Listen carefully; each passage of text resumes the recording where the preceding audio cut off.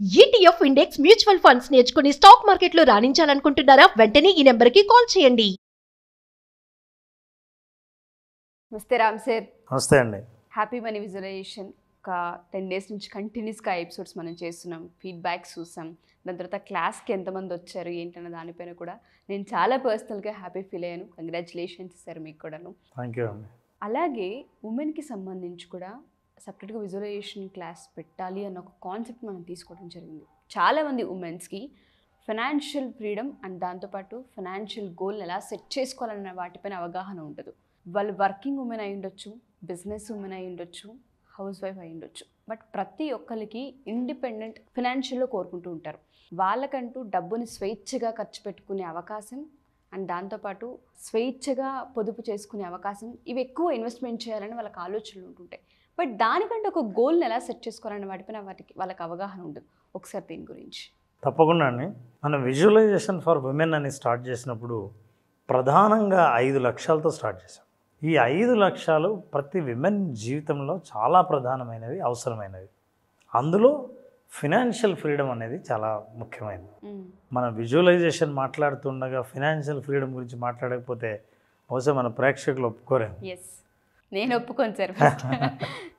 ఖచ్చితంగా మనం ఆ విషయంలో సహాయం చేయాల్సిందే. అయితే ఫినాన్షియల్ ఫ్రీడమ్ మనం మాట్లాడినప్పుడు విజువలైజేషన్ కాన్సెప్ట్ ఏంటంటే ముఖంలో కాన్ఫిడెన్స్. ఎవరినైనా కలిసినప్పుడు కానీ ఎవరితో అయినా మాట్లాడినప్పుడు కానీ ఆత్మవిశ్వాసంతో వాళ్ళు అప్రోచ్ అవ్వగలగడం, ఎవరి ముందు కూడా నేను తక్కువ అన్న భావన రాకుండా ఉండాలంటే ఆ ఫైనాన్షియల్ ఫ్రీడమ్ అన్నది చాలా ఉపయోగపడుతుంది. అఫ్కోర్స్ సెల్ఫ్ కాన్ఫిడెన్స్ కూడా ఫినాన్షియల్ ఫ్రీడమ్ నుంచే వస్తుంది. అయితే వాటిని సాధించడం కోసం ఈ ఫైనాన్షియల్ ఫ్రీడమ్ని సాధించడానికి ఎలా గోల్ సెట్ చేసుకోవాలి? Look at this financial freedom and empowerment. అసలు పిక్చర్ ఏముంది సార్? నేనే మహారాణి, నేనే కింగ్. ఎనర్జీ ఉంటుంది అందులో, కాన్ఫిడెన్స్ సార్. అయితే మహిళలకి ఫైనాన్షియల్ ఫ్రీడమ్ వస్తే ఒక అడ్వాంటేజ్ ఉంది.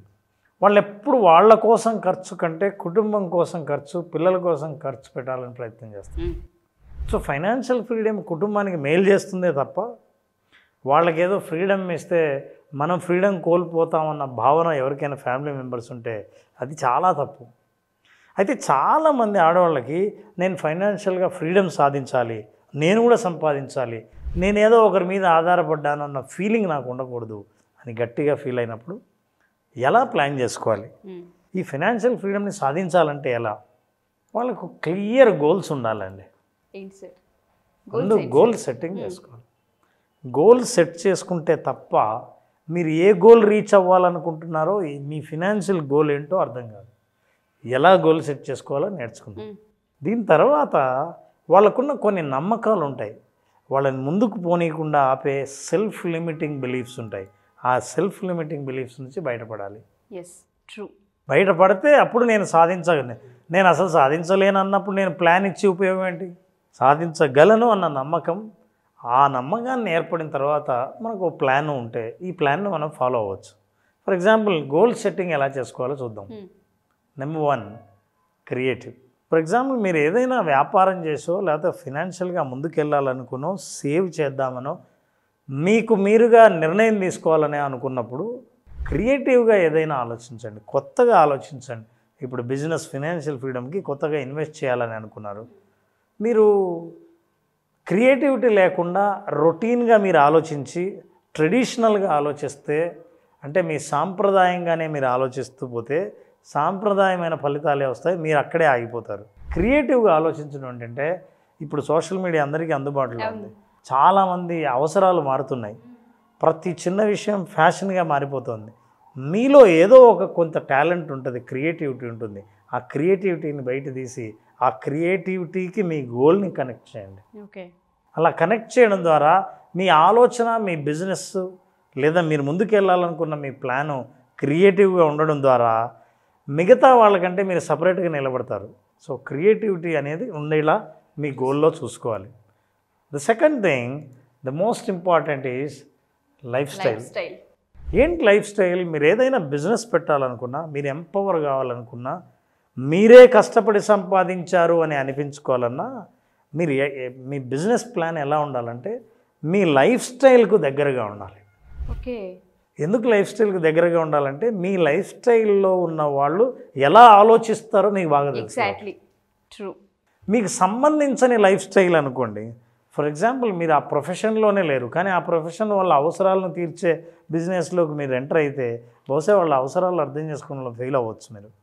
కాబట్టి మీ లైఫ్ స్టైల్కి దగ్గరగా ఉన్న మ్యాచ్ అయ్యే బిజినెస్కి సంబంధించిన ఆలోచనలతో మీరు ముందుకెళ్తే ఖచ్చితంగా ఎంపవర్మెంట్కి కావాల్సిన ప్లాన్ ప్రిపరేషన్ సాధ్యమవుతుంది.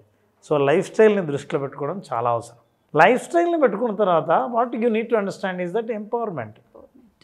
ఎంపవర్మెంట్ ఎలా వస్తుంది? ఇప్పుడు నేను ఆధారపడి బతకాల్సిందే అని కాకుండా మిమ్మల్ని మీరు ఎంపవర్ చేసుకోండి. చాలాసార్లు చాలామంది ఆడవాళ్ళు ఏం చేస్తుంటారంటే ఏదైనా ఒక చిన్న ఆలోచన వచ్చిందనుకోండి, ఏదైనా డౌట్ వచ్చిందనుకో, క్వశ్చన్ వచ్చింది, తెలుసుకోవాలనుకున్నారు, ఎవరి మీదైనా ఎవరిని అడుగుదాం, ఎవరు అడిగితే చెప్తారు అని వాళ్ళనే అడగడం ట్రై చేస్తారు. ఫ్యామిలీ మెంబర్స్లోనో సిస్టర్సో మదరో తమ్ముడో ఎవరో ఒకరు బంధువులు ఉంటారు, లేదా హస్బెండో. ప్రతిసారి వాళ్ళని అడగటం వల్ల వాళ్ళకి తెలుసు వాళ్ళు ఎలా ఇన్ఫర్మేషన్ కలెక్ట్ చేస్తారన్నది, కానీ మళ్ళీ మీరు వాళ్ళ దగ్గరికే వెళ్తారు. సో మహిళలు ఎంపవర్మెంట్ సాధించాలంటే అవతల వాళ్ళ మీద డిపెండెన్సీ తగ్గించుకుంటే మీకు కాన్ఫిడెన్స్ పెరుగుతుంది. కాబట్టి ప్రతిసారి ఒకరు ఇద్దరి మీద ఆధారపడ్డాన్ని మెల్లిగా తగ్గించండి. ఆధారాన్ని మీరు కట్ చేయక్కర్లేదు, కానీ మీ మీద మీకు విశ్వాసం కలగాలి కదా. సో ఆ ఎంపవర్మెంట్ అని కలిగేది ఎప్పుడంటే మీకు మీరుగా రీసెర్చ్ చేయండి, మీకు మీరుగా వెతకండి, మీకు మీరుగా సమాధానం కనుక్కో ప్రయత్నం చేయండి. And then authentic will come, you will become authentic. ఎందుకంటే ఇన్ఫర్మేషన్ ఎవరో ఇచ్చిన దాన్ని బేస్ చేసుకొని మీరు నిర్ణయం తీసుకుంటే ఆ నిర్ణయం ఫెయిల్ అవ్వచ్చు. ఎగ్జాక్ట్లీ. మీరు చెప్పారు, నేను చేశాను, కానీ అదేమో వర్కౌట్ అవ్వలేదు అని అంటే అవతల వాళ్ళు బాధ్యత తీసుకోరు. చెప్పడం వరకే మా బాధ్యత. ఇప్పుడు మీరు బాధ్యత ఎవరు తీసుకోవాలి? మీరేమో వాళ్ళని తీసుకోవాలని ఎక్స్పెక్ట్ చేస్తారు. కాబట్టి అథెంటిక్ ఏంటంటే నాకు తెలిసిన ఇన్ఫర్మేషన్, నేను వెతికిన ఇన్ఫర్మేషన్, నేను కనుక్కున్నది, దాన్ని బేస్ చేసుకొని నా నిర్ణయం తీసుకున్నాను. ఈ నిర్ణయం నుంచే నేను ఫైనాన్షియల్ ఫ్రీడమ్ సాధిస్తే వచ్చే కాన్ఫిడెన్స్ అంతా ఇంత కాదు. నా క్రియేటివిటీ అండ్ నా లైఫ్ స్టైల్కి దగ్గరగా ఉన్న ఆలోచనే నేను బిజినెస్గా ఇన్వెస్ట్ చేస్తున్నాను, నా ఐడియానే ఇన్వెస్ట్మెంట్గా పెట్టాను. అందులో కొంత వచ్చినా సరే ఇది నా ఆలోచన నుంచి వచ్చిందన్న తృప్తి వేరు సార్, అది దాన్ని బీట్ చేయలేరు ఎవరు. ట్రూ. ఇది అయిన తర్వాత అన్నీ బాగుంటాయి అనుకుంటే పొరపాటే. And women need to be very strong and resilient. కష్టాలు వస్తాయి, బ్లేమ్ చేస్తారు, నిన్ను ఎవరు చేయమన్నారు, ఊరికే సైలెంట్గా ఉండొచ్చు కదా, అయినా నీకేం తక్కువైందని, ఇట్లాంటి ప్రశ్నలు కానీ, లేదా ఒక చిన్న పొరపాటు నిర్ణయం తీసుకొని కొంచెం పెట్టిన డబ్బులు నష్టపోవడము, లేకపోతే మీరు తీసుకున్న నిర్ణయం తప్పని ప్రూవ్ అవ్వడము జరగవచ్చు. అన్ని పర్ఫెక్ట్ డెసిషన్స్ మెన్ కూడా తీసుకోలేదు. అలా తీసుకున్నప్పుడు రెసిలియంట్గా ఉండాలి, స్ట్రాంగ్గా ఉండాలి. ఒకవేళ సెట్ బ్యాక్స్ వచ్చినా, ఫెయిల్యూర్ వచ్చినా తిరిగి పోరాడే పటిమ ఆడవాళ్ళకు ఉండాలి.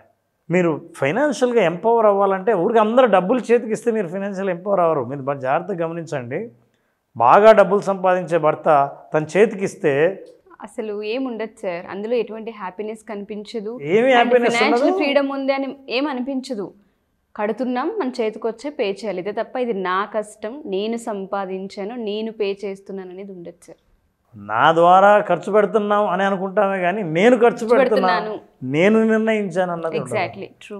పైగా వీళ్ళకి డబ్బులు చేతికి ఇచ్చిన ఏం చేస్తారంటే వీళ్ళు ఖర్చు పెట్టే ముందు వాళ్ళకి ఫోన్ చేసి అడిగి కనుక్కొని మనీ ఖర్చు పెడతారు, ఒకవేళ స్వేచ్ఛ ఇచ్చినా సరే.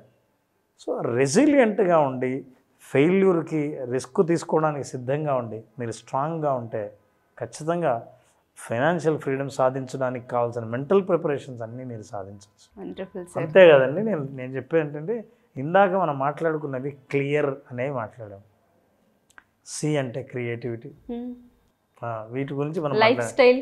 ఎల్ అంటే లైఫ్ స్టైల్, ఈ అంటే ఎంపవర్మెంట్, సో ఏ అంటే అథెంటిక్, ఆర్ అంటే రెసిలియంట్. ఇవన్నీ క్లియర్ అంటే మీ గోల్స్ ఈ లక్షణాలన్నీ ఉంటే మీ గోల్ క్లియర్గా ఉన్నట్టు. క్లారిటీ లేని గోల్ వల్ల మీరు ఏదో సాధించాలన్న కోరికే అవుతుంది తప్ప అది లక్ష్యం అవ్వదు. దాన్ని లక్ష్యంగా మార్చాలంటే వాటి లక్షణాలు క్లియర్ లక్షణాలు ఉండాలి. అందుకే the clear framework aims to inspire women. దేనికి? To set meaningful, fulfilling and sustainable goals. చాలా అర్థవంతమైనవి, మిమ్మల్ని సంతృప్తిపరిచేవి చాలా కాలం మీతో పాటు ఉండేవి. ఈ రకమైన నిర్ణయం మీరు తీసుకుంటే that empower them thrive in all the areas of their life. మనం అనుకున్న 5 ఏరియాస్లోనూ వాళ్ళను చేయనీయడమే కాకుండా చాలా ఆర్థిక స్వాతంత్రంతో జీవిస్తారు. మిగతా వాళ్ళని కూడా ఎంపవర్ చేయగలుగుతారు. ఆ స్థాయికి చేరుకోవాలంటే క్లియర్ గోల్ అనేది ఉండాలి. క్లియర్ గోల్ ఉన్నప్పుడు ఆ గోల్ని తీసుకొని now in our program you will visualize and design the future you Dzire.